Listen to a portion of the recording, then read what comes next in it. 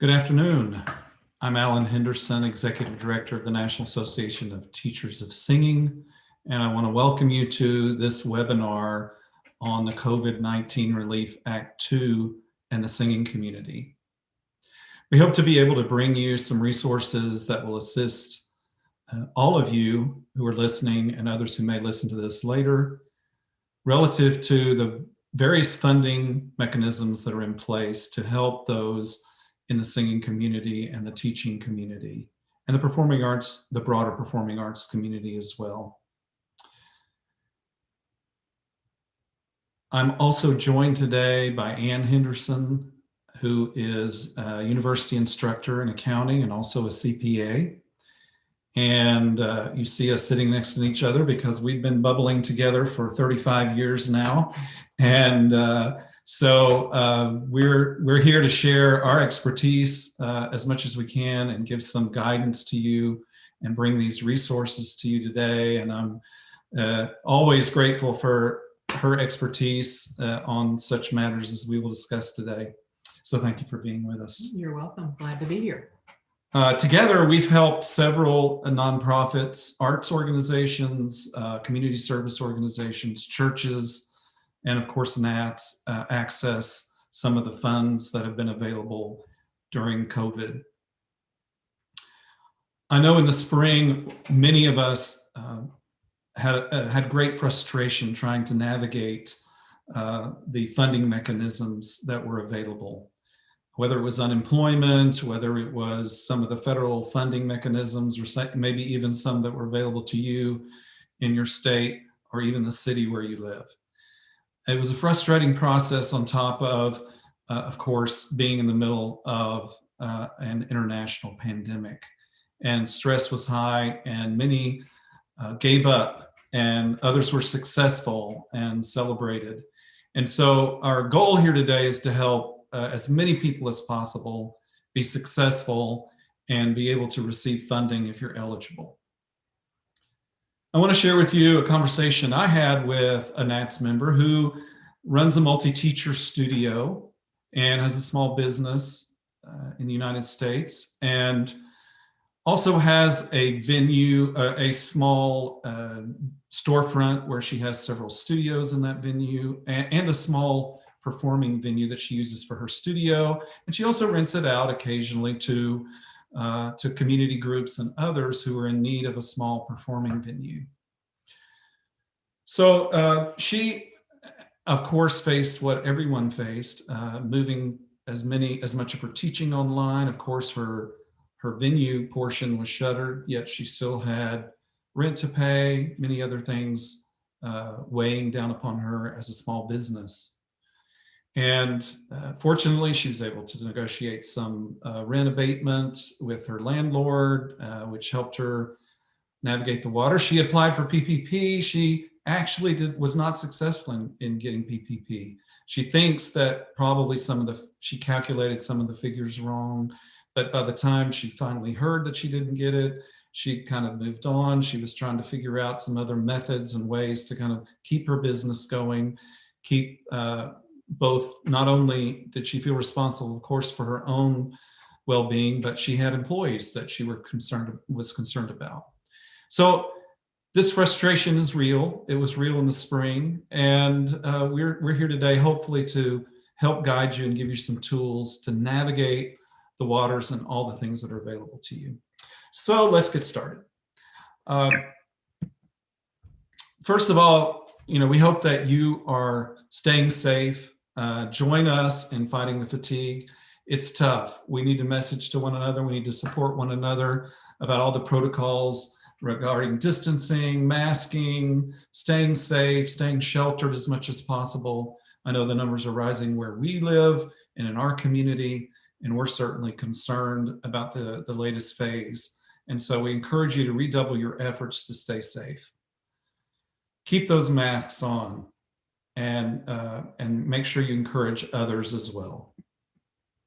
Today we're going to cover information about the PPP, what's called the first draw if you've never had PPP funds before, and the second draw, which will be available to you if you had PPP funds back in the spring. EIDL advance grants, those are the things you saw $10,000 floating around back in the spring, and those are back in a certain form. Something new in the new legislation is called the Save Our Stages Act. You may also see it called Shuttered Venues Grants, and we're going to talk about that. And then EIDL loans, the Economic Injury Disaster Loan Program from the SBA. So we will try to take some questions as we go along, but we'll have plenty of time at the end to try to answer as many questions as we can. I encourage you to kind of wait, let's get through a section, and then start putting your questions in, because we might answer them along the way. So please keep in mind that this information is changing rapidly, and it's based on our current understanding of the programs. I understand that President-elect Biden is even tonight going to make some announcements about current proposals to expand this second act of COVID. So we will be listening closely to what he has to say. We will be monitoring and updating the information as it becomes available. So please do not rely solely on what we are saying. We encourage you to consult your attorney and your CPA and your financial advisors. We're also going to make all of this information available to you. A recording of this webinar will remain on our YouTube page. It will be posted on the NATS page. The complete slide deck that I'm sharing with you today will also be available for you to download, so you don't need to feverishly write or take pictures. I promise you, as soon as this webinar is over, all this information will be readily available to you at your fingertips. So the COVID Relief Act, Part 2 and U, we're not going to talk a lot about unemployment benefits today because, as most of you know, unemployment benefits are administered through the states. So there are 50 different systems that administer unemployment benefits. I know from our conversations back in the spring online and with many others, the frustrations that many felt in navigating or attempting to navigate the unemployment system within various states. But we are going to talk about, just so you understand what is out there and what is available to you. And so first of all, there's the economic impact payments. Those are the $600 checks that recently, and payments that recently appeared in people's accounts.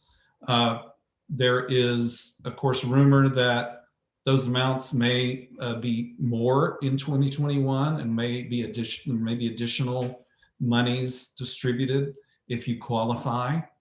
So we will keep monitoring that as well. Then there's what in the new act, it extends unemployment insurance availability through March 14th, 2021. And it provides a $300 supplement from the federal government for unemployment. So this is if you're employed by someone, a company, and you lose your job, they eliminate your position, etc. And so this is the normal traditional unemployment insurance pool. Secondly, the Act extends what is called the Pandemic Unemployment Assistance Program. And this is the program that was put in place last summer to deal with those workers who are self-employed, gig, part-time, and other classifications so that they can access the unemployment insurance pool in their states. It extends that coverage to 50 weeks. So if you had unemployment and it's run out and you're not getting it currently, this extends the period in which you can receive benefits. It also extends what is called the Pandemic Emergency Unemployment Compensation Program. And this program was put in place for those who had exhausted all their state benefits. And so it extends those benefits to 24 weeks through March 14th, 2021. Lastly, there's the mixed earner unemployment compensation program. So this is for those of us who we might have a job that provides us a W-2 at the end of every year, but then we also have self-employment income. And you might qualify for an additional $100 per week in addition to the $300 above if you lost more than $5,000 in self-employment income. And again, this goes through March 14th, 2021. So these kind of five things here are the aspects of what we might call unemployment insurance, unemployment compensation.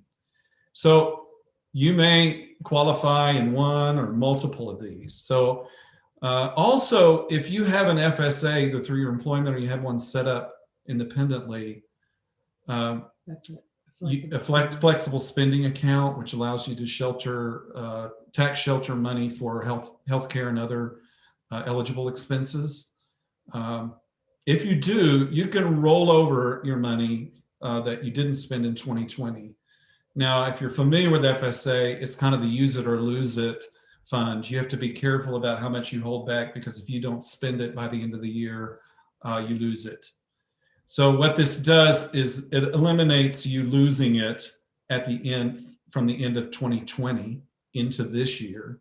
And that's also been extended into 2022. So you'll be able to roll over any money you have left over in 2021 to 2022. Some employers also have a mid-year adjustment where employees can adjust their withholding amount mid-year. So one thing we've discussed and we're talking about and recommending is that you perhaps, if you're eligible and able, adjust your withholding up, which will reduce your taxable income this year. And since you can roll over any money you don't spend in 2021, you can adjust your 2022 FSA back to a lower amount so that you don't end up with a huge amount left over at the end of 2022. So this could be a tax strategy you might use to reduce your taxable income in 2021. If you received unemployment benefits, reach out, and maybe are not receiving them right now, reach out to your state unemployment office for these extensions. If you've not received unemployment benefits or weren't successful previously, the language regarding self-employed individuals, gig workers, part-time workers is more baked into the new legislation. So be insistent. Back in the spring, there was a revision to include some of these things like the PEUC and the PUA. And so it was very difficult for many of you to, because the language didn't quite get all the way out to all the states in a uniform manner. So that's everything about unemployment, and I hope that helps guide you. Now we have what's called PPP forgivable loans. Who can get one? Probably you can get one. If you did not receive PPP dollars in the spring, you can still apply. So first we're going to talk about first timers. If you did not receive any PPP funding or you were denied PPP funding in the spring. Okay, PPP funding is available to small businesses, self-employed individuals, gig workers, sole proprietors, independent contractors, nonprofit 501c3s. It's also available to other types in the legislation. We've just kind of narrowed down to the ones we feel are most applicable for this webinar. So that is a lot of people, and that is a lot of classifications of the types of people who are self-employed in the arts, as teachers, performers, singers, and all kinds of other professions within the arts. So first we're going to talk about people who are self-employed and have no employees. So first you will find your 2019 Form 1040 Schedule C, and look for line 31, which is your net profit amount. If you're lucky enough for this amount to be over 100,000, then you have to reduce it to 100,000. If it's zero, you're not eligible for PPP. I suspect that most people in our audience are above zero and under 100,000 for line 31, Schedule C. So you will then calculate your average monthly net profit by just simply dividing by 12. We're dividing by 12 because there are 12 months in a year. Then we will multiply the average monthly net profit by 2.5. And that's because this program is paying for 2.5 months of your net profit. So you will fill this form out through you will file through your lender, through your bank. And when you as you fill out this form, the bank will ask you for various types of documentation. They may ask you for you to scan in your 2019 Schedule C. They might ask you to scan in your 1099 miscellaneous detailing non-employee compensation, box 7. They may ask you to scan in invoices if you've billed for lessons. They may ask you for bank statements or for your records verifying that you were self-employed in 2019. They may also ask you for 2020 invoices, bank statements, and records. So basically, they want to verify that you are working and self-employed in 2019. They want to verify that the amount that you are asking for is reasonable. And they want to verify that you are still self-employed as of February 15th, 2020. Just before the pandemic hit. So here's just a very simple example. You're going to, let's say that we on line 31 have a $12,000 net profit. So we're going to divide that by 12 months in a year, which is $1,000 a month. We'll multiply that by 2.5 months. So we are eligible for $2,500.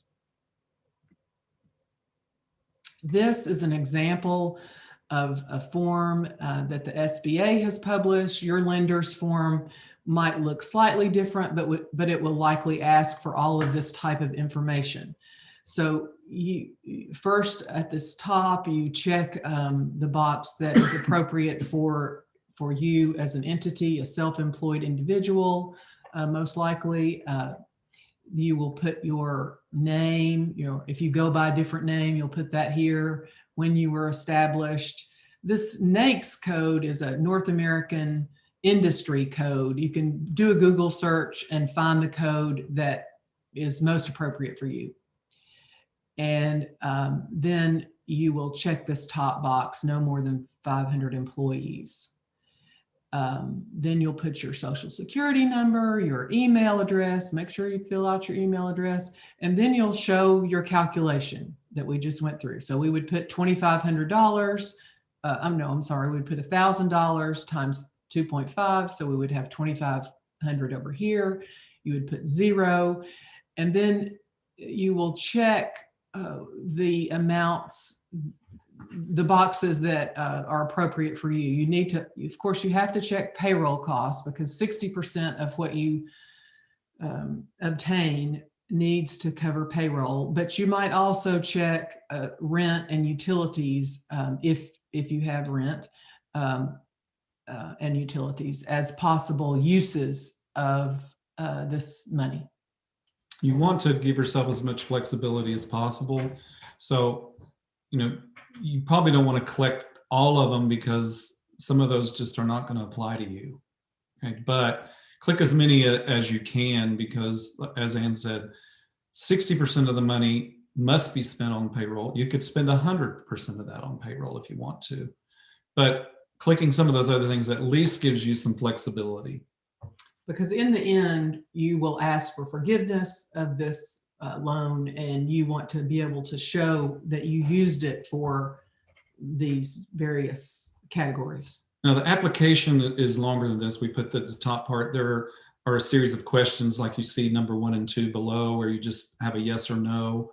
Then there's another page with some attestations. You know, I pledge that this, I pledge that that, you know, all those kinds of things. But we'll have a link to this exact form, the whole form. You can download it. And I encourage you, as you're getting ready, to just go ahead and fill out a hard copy of this and have it ready.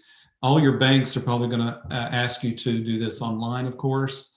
But if you have a form already filled out, all you have to do is kind of plug in the numbers online when you get on to your bank's form. So if you're self-employed and you have employees, you will go through the process that we just covered for yourself.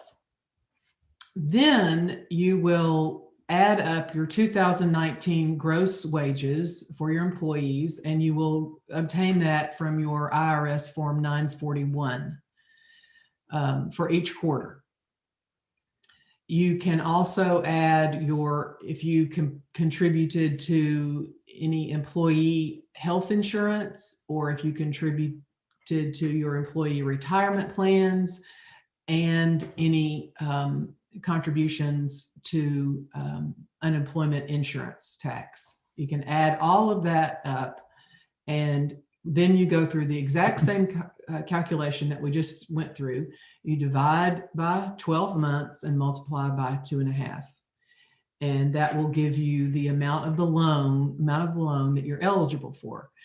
The documentation that the lender might ask for is similar. Your 2019 Schedule C, 941s, state quarterly wage unemployment insurance for each quarter, some documentation showing that you contributed to your employees' retirement or health insurance or health insurance premiums. So those are all payroll statements for the pay period that covered February 15th must be provided, because that proves that you were in this position, self-employed with employees on that date. And you must be in that situation in order to be eligible for the funds.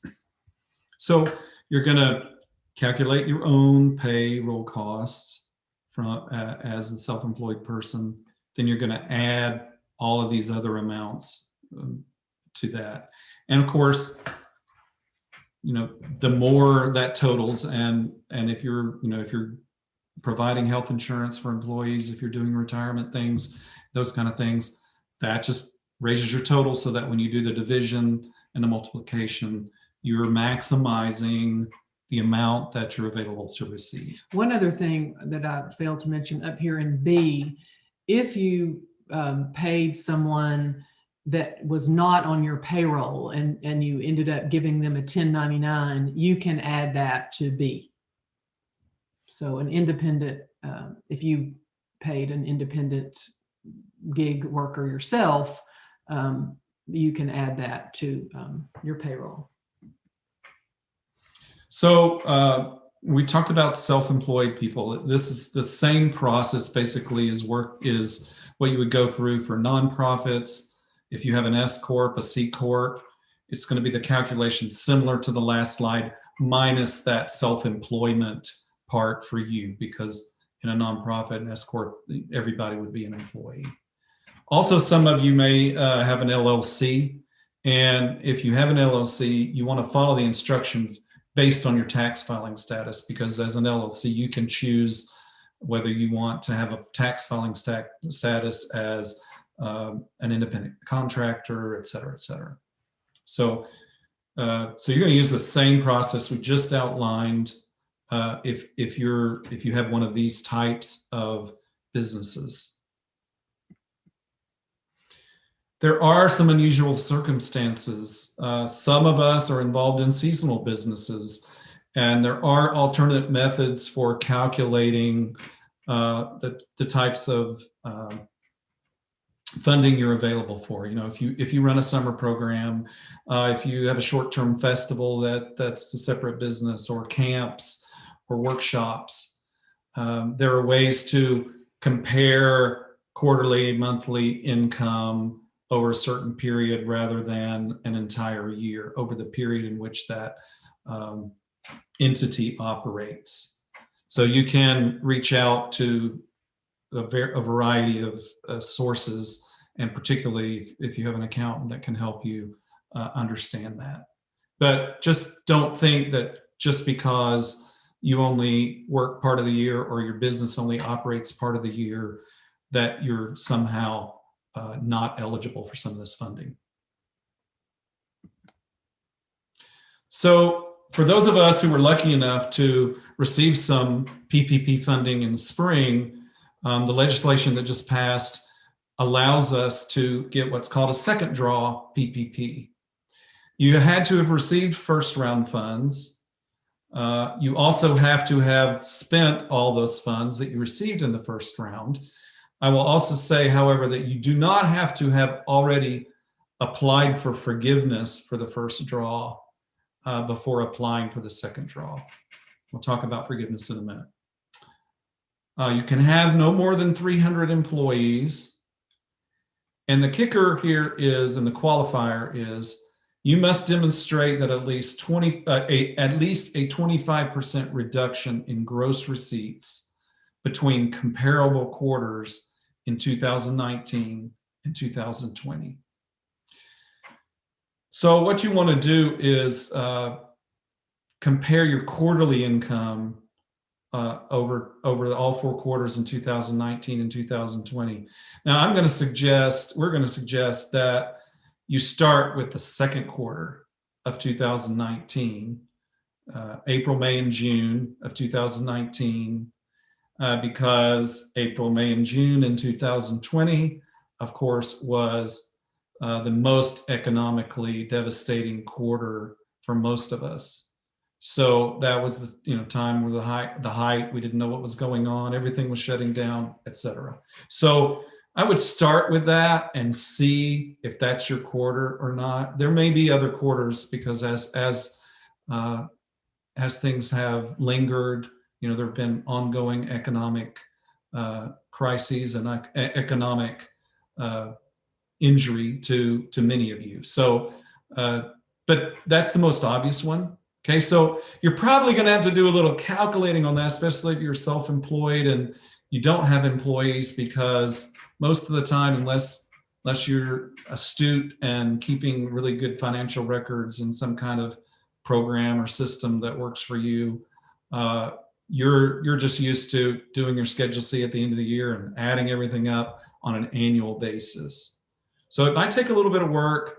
It's going to be worth it to you in the end to figure out your gross receipts during that quarter, and then see if it's at least 25% less in 2020.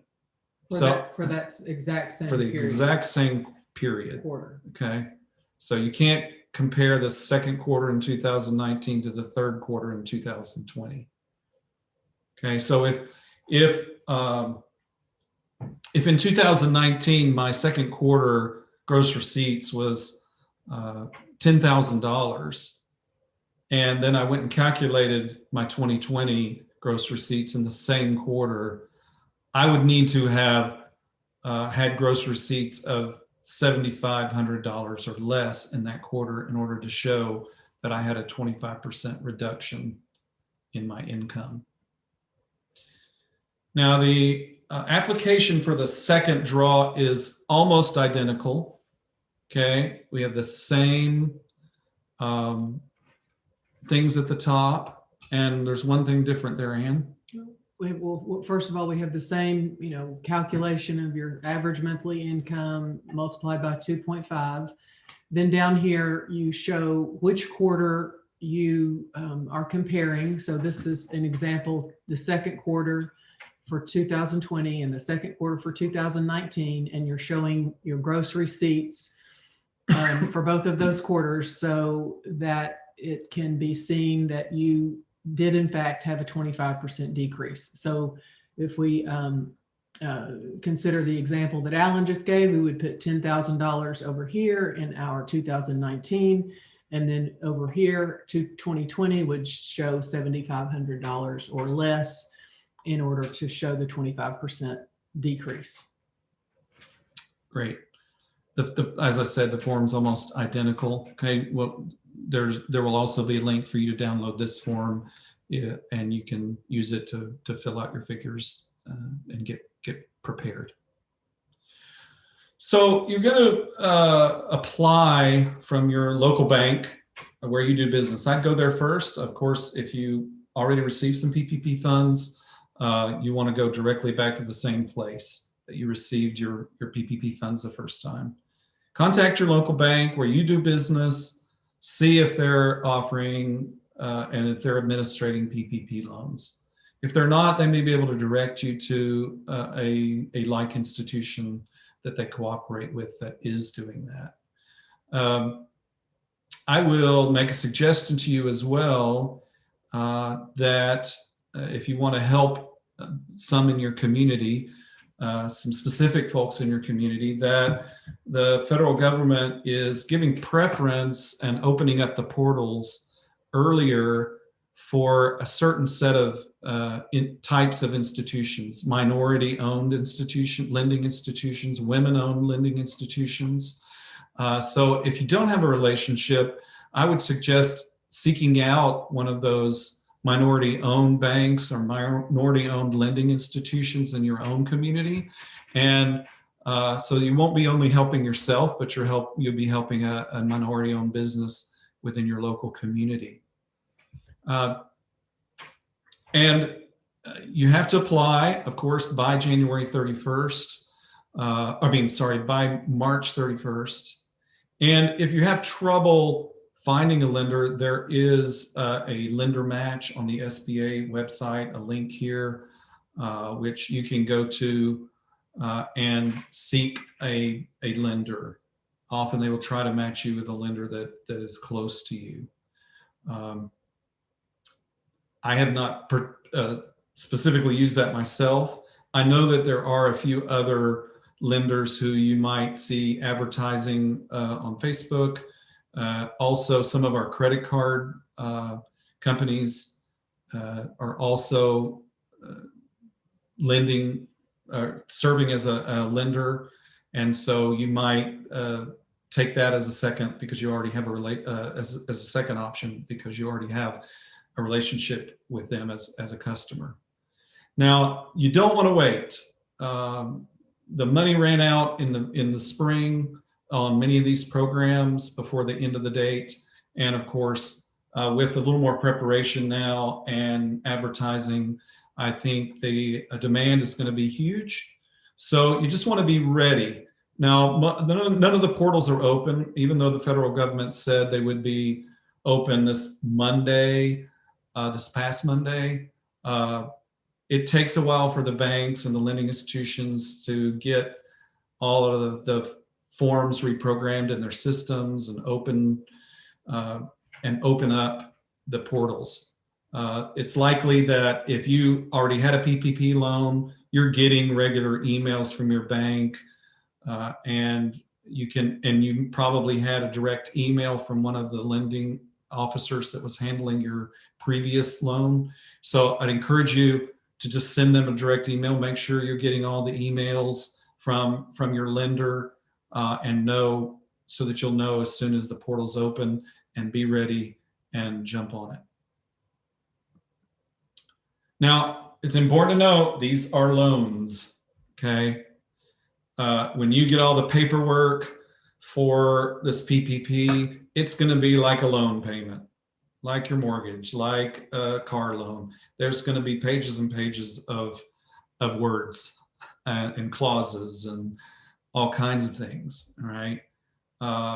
These first and second draw loans, they're made to eligible borrowers, and they all qualify for full loan forgiveness during the 8 to 24 week that is covered, the covered period after the loan approval and disbursement. So if your loan, if you apply, say this week, your loan is approved on February 1st, you have, depending on, you have up to 24 weeks to spend the money and account for the spending of the money within the eligible categories. Okay, you have to make sure that you maintain your levels of employees and compensation levels. And you have to, of course, certify that the loan proceeds are spent on the payroll costs and the other eligible expenses. And as I said, in the second round, some of the eligible expense categories are being broadened. So you may find that there are even more categories of expenses that you can use. So again, it is a loan, but you are eligible for full forgiveness if you use the money for its intended purpose. And again, at least 60% of the proceeds that you get from the loan have to be spent on payroll costs. And you apply for forgiveness once the funds are accounted for. And you'll do this back through your bank too. There will be a forgiveness report portal where you will report this. Now, those of us who got PPP back in the spring, this forgiveness process has been going on into the fall. Many of us haven't done that yet. And we didn't do it because we were hearing rumors that they were going to make the process for forgiveness much easier. And in fact, the legislation does that. So it's a very simple 4 or 5 question forgiveness certification, which then will go through the process and get your loan forgiven. And so again, that was passed, that change was passed in the new legislation that was just approved. And so you're going to have to give your bank time to change out their portals. In fact, I got an email even today from our bank that said, we're changing, this has changed. We're opening up a new, easier forgiveness portal. Please be patient. Some tips on being successful in forgiveness. Keep meticulous records, especially on the categories for which you're eligible to spend money and be forgiven. As I've talked to some people, and one thing I might recommend if you're wanting to kind of make sure you're really careful, you might consider not commingling the PPP funds you get with your other accounts. Maybe set up a separate savings account for that money to go in, and then you can move it over as you spend it, and it'll be a little easier maybe to account for. And reminder that you have up to 24 weeks to use the funds. So that's nearly 6 months, okay, that you have to spend the funds that you're eligible for. As I said, be your own self-advocate. Don't wait, be ready. Go ahead and get some of these figures together. If you struggled with the unemployment system back in the spring, go with it armed with new information and new confidence, and find the information you need and be insistent. Oops. Did I go? There we go. But that's not all. So that takes care of our things about PPP. I'm not sure if we have any. Do we have any questions? We had a question about it being forgivable, but I think we've covered that on the forgivable aspects. So let's move on to some of the other aspects and the other funding things that are available. The first thing is the $10,000 EIDL grant. Back in the spring, when people were applying for PPP, they got often got one of these immediate $10,000 EIDL grants. And when you then got PPP money, during the forgiveness processes, you were going to have to deduct the $10,000 you received from the grant funds that you received, a PPP grant. So that has been done away with, and that's also going to be fully forgivable. In this next round of what's called, I think, EIDL advanced grants, is what they're calling, there's some additional qualifications if you want to get one of these. You need to be located in a low-income community, and you need to have suffered an economic loss that's greater than 30% and employ not more than 300 employees. So I found in an article today a really great map where I could just put my address in, and it was showing all the areas that were economically disadvantaged. I couldn't find it again later, and if I could find it, I will post it on a resources page. But it was very easy for me to just type in my address and discover whether I would be eligible this because I am in a low income area. And this is determined by census tracts. So it's not just your whole city, your whole community, it's by the federal census tracts. In addition, the business must qualify as an eligible entity as defined in the CARES Act, which are the same things we've already talked about. You're a small business, you're a sole proprietor, nonprofit, you were in operation, you were directly affected by COVID. It appears that if you received one of these in 2020, you will not be eligible to receive one in 2021. Also, it appears that if you applied but didn't receive the full $10,000, that the SBA will be reaching out to you to see if you might be eligible for some of that difference up to the $10,000 now. This program is not up, and the application portal is not up on the SBA site. There's more guidance, and the application is forthcoming. But in some of the links that you'll see on our webpage, they will guide you to the SBA pages that are associated with this.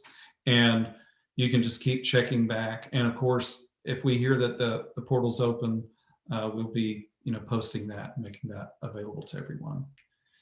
So these were very easy to apply for back in the spring. And they were grants again, so you don't have to pay them back. But you do have to meet those criteria. Check on your friends, help your friends out. Again, I want to remind you that to use, at least within NATS, our chapter network with your friends in your chapter who are in the same geographic location you are and dealing with the same either frustrations or mechanisms for unemployment and other resources in your communities. Check on them, check in with them, and not only think about their health, but you can help one another in this process. Next, we want to talk about the Save Our Stages provision. You may also hear it called the shuttered venue grants. There's $15 billion in the latest legislation that's targeted to a variety of people who are in the performing arts industry. Live venue operators or promoters, theatrical producers, live performing arts organization operators, museum operators, motion picture theater operators. These are the kind of art picture houses, not the big guys. Or a talent representative. So our agents and managers are qualify in this category. One thing you have to know is that you cannot receive both PPP and Save Our Stages. So this presents a decision that you have to make, and we'll talk about that in a minute. But this provision was fought for and advocated endlessly throughout the spring and summer, was championed by 𝗦𝗶𝗶𝗶𝗳 and another legislator on the other side of the aisle. And they were successful in ensuring that this particular segment of the economy that in many ways was left out of economic aid in the spring and summer is eligible for some targeted funding in this cycle. Now, the difference in Save Our Stages versus PPP is that Save Our Stages is, your qualification is based on your earned revenue of your organization. So you have to meet certain qualifications, but if you do meet those qualifications, then your grant becomes equal to 45% of your earned revenue in 2019, up to $10 million.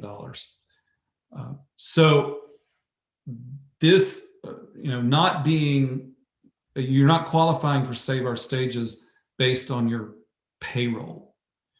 This is based on your entire earned revenue in a year. So you can see that the significance, there's a significant more opportunity through Save Our Stages if you qualify. There's a rolling application process when it rolls out. I was just on a webinar with the SBA earlier this afternoon, so I'll show you some of the slides I took pictures of from that. They're rolling this application so that they're able to serve the very hardest hit organizations and folks within this industry, those who have had 90% of loss of income, for instance. And so there'll be a phase in as far as the if you're able to qualify within a certain period. And then after, I think, 30 days, it will be wide open. You must have been in operation at the end of February 2020. You cannot have received a second draw PPP.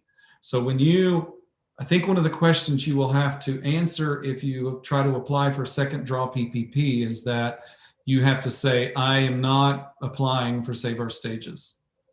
So this may be a decision you will have to look at, because as I said, you want to jump on the PPP, but if you're not one of the most economically disadvantaged, you're going to have to wait a month after the portal opens to even be eligible to apply for Save Our Stages money. But if the economic advantage of money that might come to you through this is so much more significant, you might take the chance that there will still be PPP funds available in 30 days. The SBA is developing a matrix, which they will soon post on their website, to help guide folks in making the right decisions and in going in the right direction. These are a couple of slides from a webinar I was on just earlier this afternoon, and these are directly from the SBA. This is just a slide that talks about the kinds of people I mentioned already that are eligible for shuttered venue grants, and reminding us that PPP is used primarily to cover payroll costs for employees and is a forgivable loan. In the shuttered venues grant, as long as the eligibility requirements are met, there's a broader a broader number of things you can use the funds for, and it is a grant as well. And then we'll talk about the COVID EIDL loans in just a moment. You can get a shuttered venue grant if you received first draw PPP. Okay, so if you had a first draw PPP, then you're good. You cannot get one if you applied for PPP after December 27th, which very few people have done, of course, because the portal's not even open yet.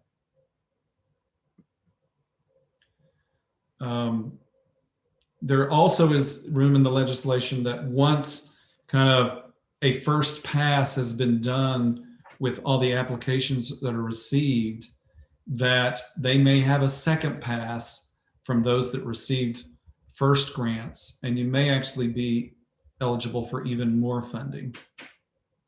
You can use the funds for payroll, rent, utilities, and even other costs. There are some limitations, which will be available. So those are some of the things I just heard this afternoon from the SBA. They are working hard to try to get the portals open for those, but this is a brand new program. So if you think back to how long it took from the time they announced PPP back in spring till the time your bank actually had a portal open, you can see that it's going to take some time, but you can begin working on some of these things as you find out more details, looking at your financial situation, see if you qualify in those areas that I just mentioned. The last category we want to talk about is the economic injury disaster loans, okay? And these are commonly known as EIDL loans, okay? These are loans. Everything else we talked about is a forgivable loan or a grant, okay? But these are not forgivable, okay? And you might have heard over the years, you know, go get a loan from the Small Business Administration, okay? That's basically what these are. These are 30-year loans. They're low interest. If you're a business, it's 3.75% fixed. And if you're a nonprofit, it's 2.75. They're 30-year loans. There's no penalty for prepayment or fees. There are no fees either, okay? So there's no penalty for prepayment. And say you got approved for one of these and you just discovered you didn't need the money. Well, you just pay it back and you give it back. These can cover working capital, normal operating expenses, things outside of the categories that we've already talked about that are eligible in PPP, continuing health benefits for employees, debt payments, interest on mortgage loans, things like that. You would qualify for these loans by applying, much like you would qualify for any kind of business loan. So they're going to, you know, ask you for a variety of documents, much like you would if you were going to get a small business loan. And I think if you've been involved with Small Business Administration loans in the past, I think some of the common complaints are kind of the reporting and the tracking requirements are kind of onerous over and over and over, year after year, if you receive one of these. And often it's so much paperwork that it really bogs you down. To my knowledge, they've tried to minimize that as much as possible. These are, if you are an entrepreneurial type, you envision expanding your business in a creative way. During this time, you've thought of some creative ways that you can branch out your business and you can expand it. You can add sites, you can add teachers and employees, you can do a variety of really interesting things. I would encourage you to explore this funding. You will apply and submit all your financial information.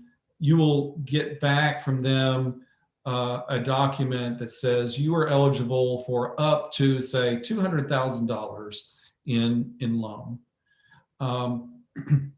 And you don't have to take that $200,000. You can take anything between $0 and $200,000. So say you qualify for $200,000 and you say, the things I really only want to do are really going to take $50,000. And if I just had $50,000, I could really do some great things for my business.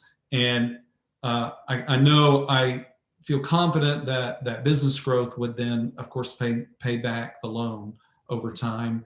And if I'm able to pay it back quicker, that's great. I will just have less interest cost on that. Very few places, of course, today can we get a 3.75 business loan. There's no collateral requirements if you're under $25,000, and they have the usual kinds of security that you would have against a loan. Before we take some more questions or have a conversation here about things, I just want to let you know about some other things, upcoming webinars we have coming up in January. Next Friday, we're going to have William Moss, who's the Executive Director of the International Vaccine Access Center at Johns Hopkins University. He just also happens to be the brother of a NATS member, Heidi Moss. We're so grateful for her connection with him. He's on the front lines of the vaccine process, the distribution process, understanding that. And he's going to be our guest, and we hopefully will have one other guest with us. We're grateful for our scientists and the work that they're doing to get the vaccine produced. And now we are facing the distribution hurdles, and we're all anxiously waiting where we fall in line and being able to receive the vaccine. But it'd be great. You can join us next Friday on our YouTube channel, and we'll have a conversation with William. The last week of this month, we're going to be having a webinar, What Will Summer and Fall 2021 Look Like? Some futures issues. What do we know about the future? What are we anticipating? How will things maybe permanently change in our industry as a result of the days we have lived through recently? So stay tuned for more information on that. If you're a singer, a voice teacher, or a choral conductor, a K-12 educator, and you've contracted COVID, we are gathering data on the effects of COVID-19 on singers, and we're asking you to complete this important survey. This survey will gather some data from you about your experience with COVID, lingering symptoms, and we're working with doctors and scientists on this survey, and we'll be reporting the results out later in the spring. So we encourage you, if you have, or if you know others who are in this category and they have contracted COVID, please forward the link on to them and ask them to complete the survey. It will really help our research efforts, and it will help all of us as we understand better the long-term implications of contracting COVID-19 in the singing community. If you want to make sure you have the latest updates, push the subscribe button right now on the YouTube channel where you are. There's a little subscribe button that'll subscribe you to this YouTube channel. You can follow us on Facebook at OfficialNATS. We also are on Instagram. You can visit our webpage. And if you go to the main NATS webpage, there are several banners, and one of those banners is our COVID resources page. And if you go to that COVID resources page, our wonderful marketing communications staff member, Beth, has created a section for this webinar on that page. She has posted already this slide deck, and as soon as the video is processed, it will be posted there, as well as a lot of the links we've talked to.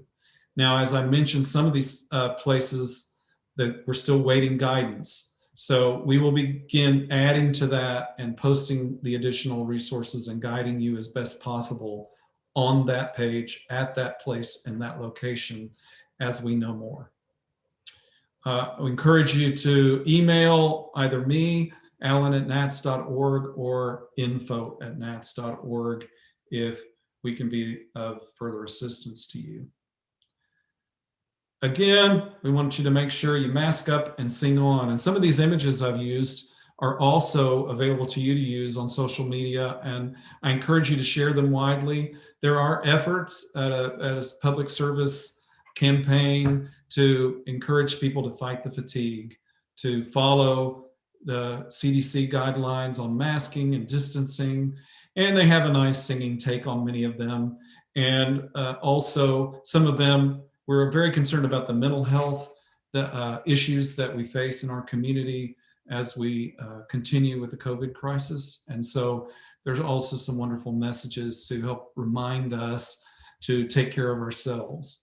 So those are all also on that COVID resources page, and I encourage you to use those, download them, share them with your students, print them off, post them on your studio doors, and encourage us to help fight the fatigue.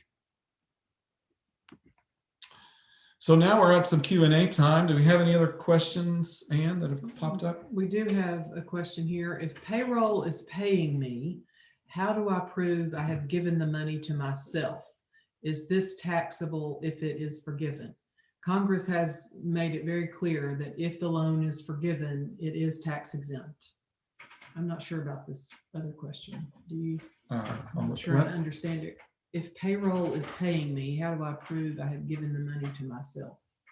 Well, I mean, if you've set yourself up as an employee of your company and you're being paid that way, then you don't have to do the self-employment aspect. You're just going to treat yourself, you're an employee of your own company, and you should appear on those Form 941s that you would file quarterly.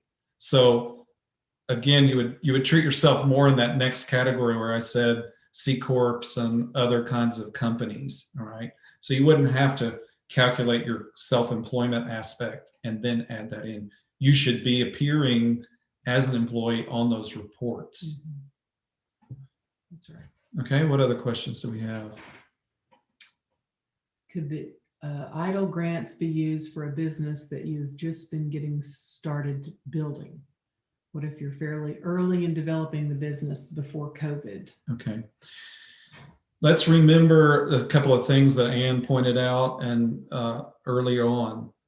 You have to prove that you were for full kind of, to use the processes we outlined, you have to prove you were a business and an operating entity back last February. Okay. And that you're still an ongoing entity, even though diminished, of course, economically. So there are several of these programs, however, that if you were not in operation in 2019, but you were in operation before, so therefore you don't have 2019 data, okay? There are mechanisms in the legislation that allow you to calculate some of your income in 2020, and that would be what you would use to come up with the amount you're eligible for a PPP grant. Okay. They're asking about idle grants. Idle, I think, is the same way. I think most of these are in a similar strata. Like I said, we don't have everything out on the idle grants yet. Okay. Idle loans are should be available to you, but just make sure as you're thinking through this and as you're seeing more about it, if you want to email me, I can try to guide you to a couple of resources for those specific instances. But there are ways, like I said, for those kind of uncommon situations, and this is a perfect example of one, where you can use some of your calculations in 2020 to come up with the amount you're eligible for in PPP. You do have to verify that you were working as of February 15th, 2020. Right. So you must have been working and you must have been an ongoing concern on that date. And if you were not, there may be fewer options available to you. What other questions? Do we have any other questions? That's all we have. That's all we have? We had a few others, but we answered them as we went along the way. Well, as we draw to a close on this, I want to again remind you about Fighting the Fatigue. I want to thank you for your attendance today. If you're listening to this later, we're grateful that we can provide these resources to you. We encourage you to reach out, visit our social media and the webpage where we'll continue to provide the best resources we can. NATS has done everything it can to be at the forefront of providing resources and service to the singing community during the COVID times. I would also direct you to some of our previous webinars that talk about mask efficiency, talk with a variety of experts about the virus and its spread, about how we can protect ourselves, our students, our singing groups, and others during this time. And we're grateful for the community we have in NATS and the singing community and its broader influence within the performing arts community. And so I want to thank Anne for joining me again today, and thank you for your expertise in bringing it to bear on our webinar today. Happy to be here. And with that, we will say good evening and stay safe and stay masked. Thank you very much.